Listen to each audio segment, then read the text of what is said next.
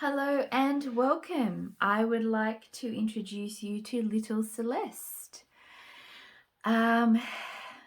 Celeste. Celeste has a bit of a gator mouth because she was meant to just be a keepsake writing journal, but in typical style, my style, I have put more in her than I originally intended. And there was a little bit of gator mouthing going on. If you're not familiar with that term in the junk journal community, it's when a book spine is not big enough to compensate for all of the things put in the journal, and it starts to sort of sit in a more upright position like that rather than being flat. A handy hint to minimize that is to actually put weight on this side of the journal, usually overnight. And what it does is it stretches the spine a little bit and it sort of reduces the gator mouthing somewhat, only probably by a couple of millimeters, but in Celeste's case, that was all that was needed. So she has been weighted to reduce the gator mouth, but I have made her out of a really beautiful antique French book cover. And because of this beautiful imagery on the front here, I have left it reasonably plain. The idea was just to have this lace down the side, but I felt that there was an empty sort of space here and a lot going on up the top. So I also added some lace down the bottom. Now, I have been challenging myself with most of my recent makes, and the challenge with this one was to not do any sewing on the cover. I had to trust my permanent craft glue. And I feel I have successfully done that. So I'm quite pleased with the results. On the spine here, I did actually have to extend the spine by about 1 centimeter because I wanted to fit 4 signatures in and kind of make it worth having I'm not sure how to put it, but so that there's enough space to journal in, I guess, and to maybe compensate for the decorating that wasn't meant to happen. So I took the original spine off, which you can see is beautiful, and I wanted to put it back on. And in the past, I've actually hand sewn or machine sewn the spine back on, but this time I decided to glue it. So I have sewn the signatures to the spine I created, and I've glued the old spine over the top as a feature. So Celeste will look quite beautiful sitting on a shelf. On the back here, this is all beautiful antique lace. So rather than stick the whole thing down, I have left that as a pocket or a tuck spot, so you can put something special in there or just keep it as is. I decided not to put anything in there because I wanted to keep Celeste's cover sort of light and allow the owner, room to personalize her. If you can hear the kookaburras in the background, there's no mistaking now that I live in Australia. And we have a beautiful big Norfolk Island pine in the block behind our house.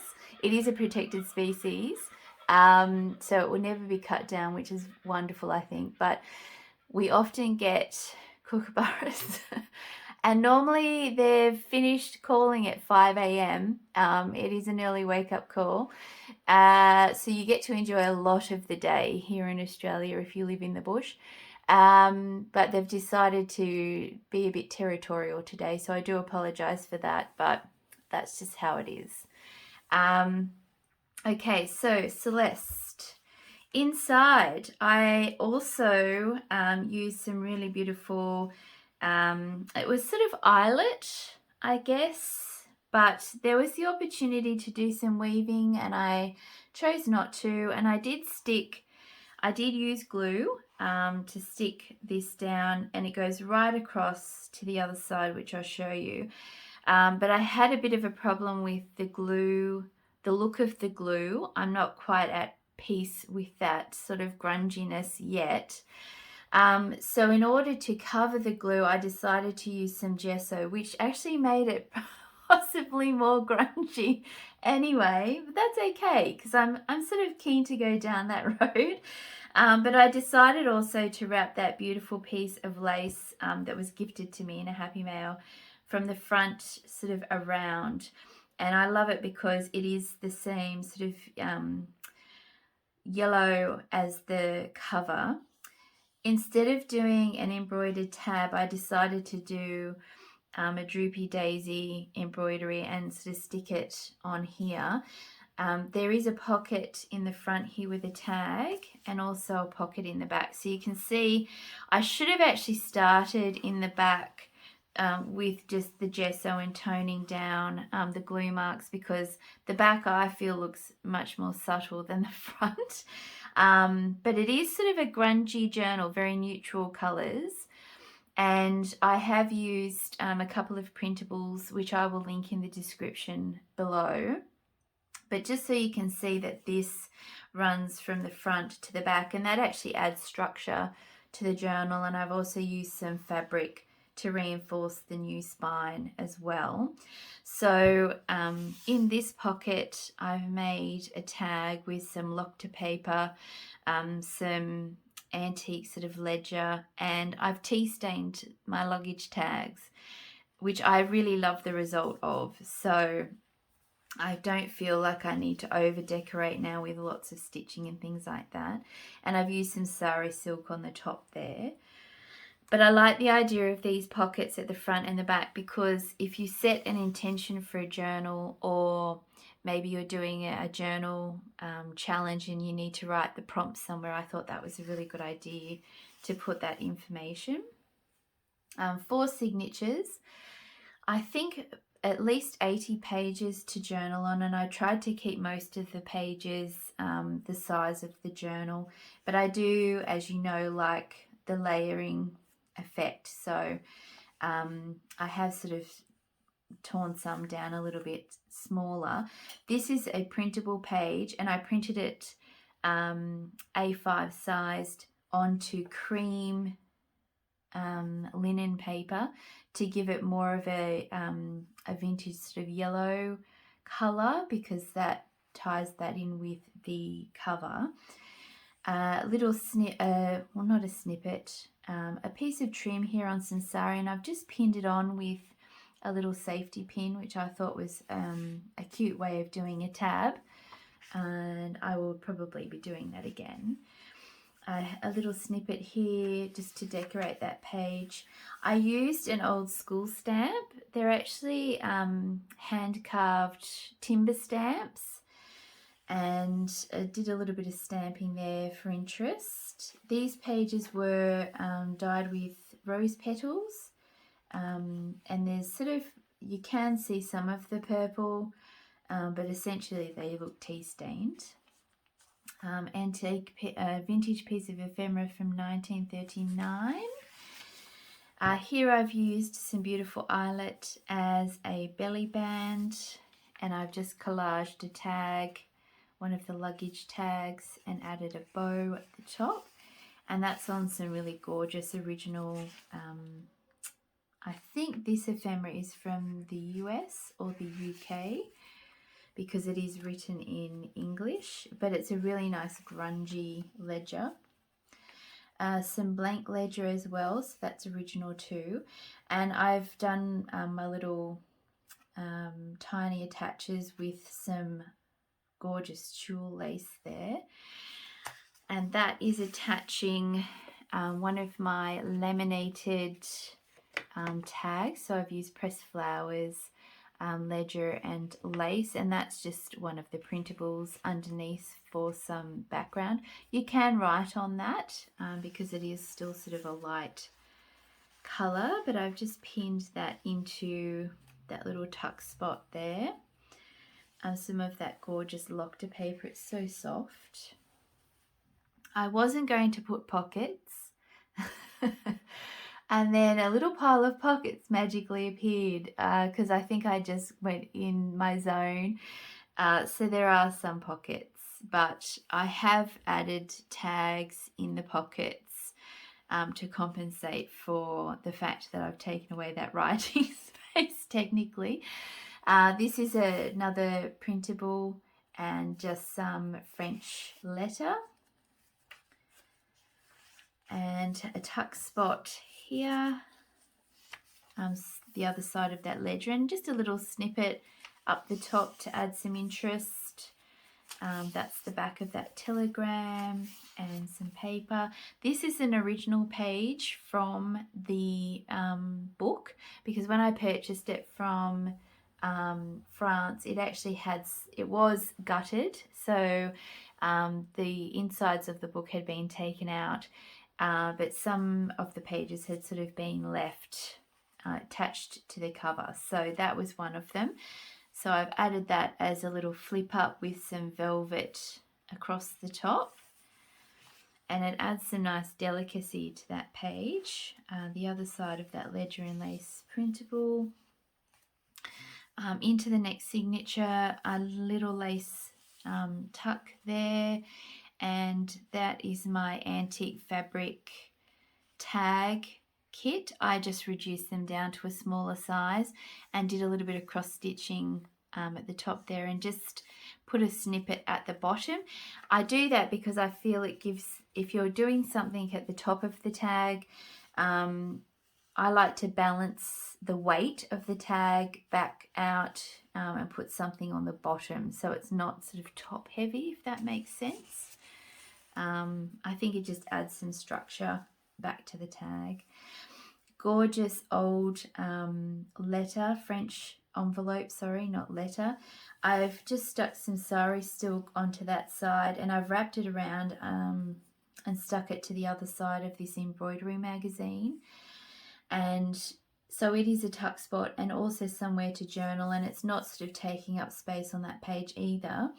This is the little artwork I did for this journal. So that's a little, I used metallic watercolors for the first time, and I really like it. I don't think I actually needed to add as much detail, but I did, and some splattering because that was a happy accident last time and I really liked the effect. So that's the little watercolor artwork that I've included in Celeste, and it is a bit shiny, so like the stars. Hopefully I can get that back in. And this is some tissue paper. It's actually a duplicate page, but a really old one, so it has the feel of tissue paper. Some stamping there with my favourite stamp. Obviously, it's a daisy. And I've also included a little bit of Edith Holden in this journal, so as the centre pages. Little birds there.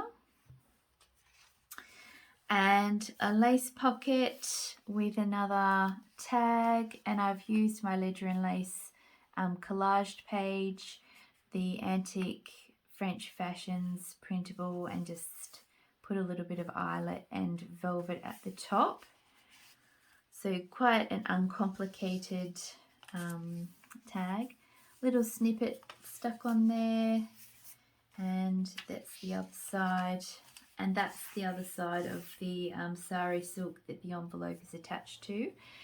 And a snippet up here, I used that lace on the front cover, so I liked the idea of including a piece of it in the journal. The next signature has another one of those tabs pinned on with a safety pin, which I think is cool. Oh, and this printable kit is the Grungy Antiques Set 1 with the ledger and lace. I had some of the metallic watercolor left, so I just did a little bit of painting on some of the pages to add something a bit different. And I might have been a bit lazy about cleaning up.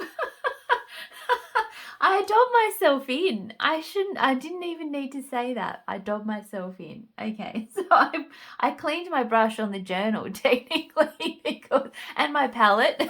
But I think it added a really nice effect. So it's a win-win. Anyway, a little decorated attacher. And a tag here, and I just wanted to do something a little bit different, so I put 2 eyelets in. I tend to be a little bit scared of using eyelets, you know, because sometimes they split, sometimes they don't. Sometimes you need them to split to sort of hold the eyelet in place. But anyway, so that's sort of got some ledger at the top and printable underneath the swan picture, which I think is really cute. So that's tucked in there. You can see some of that staining down the bottom there, which is really cool. Some more loft paper, some more of that very grungy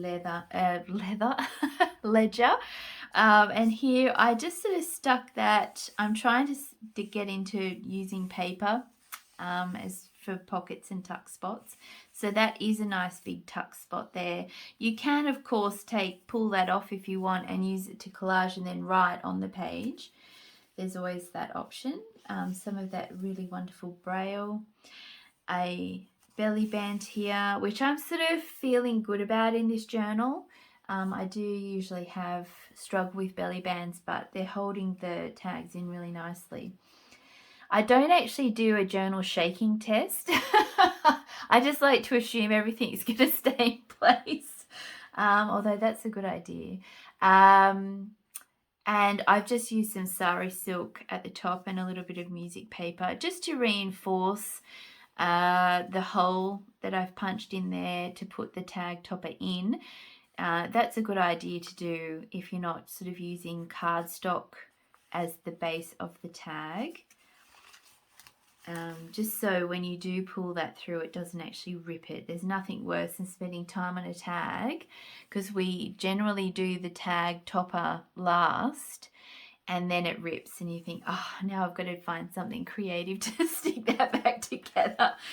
Another lace pocket and a tag here, very simple. It was just one of the printable pages with some music paper at the top to reinforce, and a little snippet of music paper and ledger. I'm pleased to say I had absolutely no bits and pieces left over from this journal. I've used everything creatively.